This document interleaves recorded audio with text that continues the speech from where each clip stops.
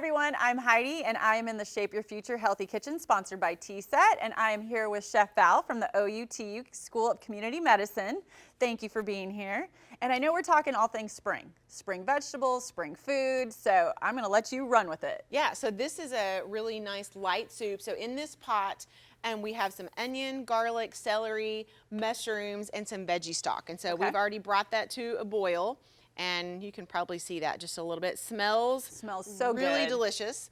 And we're gonna go with some white beans. And so you could make your beans from dried, and that's totally fine, but we're going kind of a quickie method on that. And you've probably heard me say on here many times that you wanna drain and rinse your beans to remove half the sodium.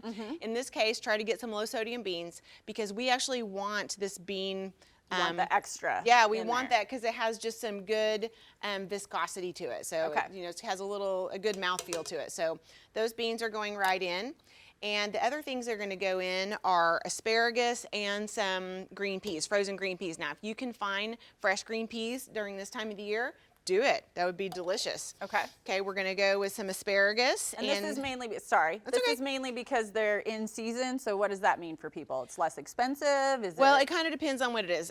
Peas are kind of expensive when they're fresh and they are hard to find, but if you get them frozen, yes, you're getting at the peak of ripeness and they're very inexpensive. I mean, like these peas are $1 for 10 ounces or whatever, so they're pretty inexpensive. And it looks like you're making a pretty good, I mean, this is a nice size serving for a good sized family. I mean, this is definitely feeding 8 people a nice bowl of soup, and maybe you have some cornbread or other whole grain bread to go with this. The peas are going right in, and then you would wait and bring this to a boil and let it simmer just a little bit. But you can see we don't have very much salt in here, and it's loaded full of vegetables. If we had just a tiny bit more time, we would let everything simmer, and like that asparagus would maybe tenderize a little bit, but you don't want it to get to where sometimes asparagus is overcooked and it's like slimy and has started to turn brown. This you want to be bright green and crisp. And this is a great way because I know I'm guilty. I don't think of soup or stew a lot in the summer, but just the colors of the vegetables and everything just looks so light and fun. Yes. That you could have this all the time. Yes. Yeah, and you can actually have kind of a large portion of this too because it is so light and full of vegetables.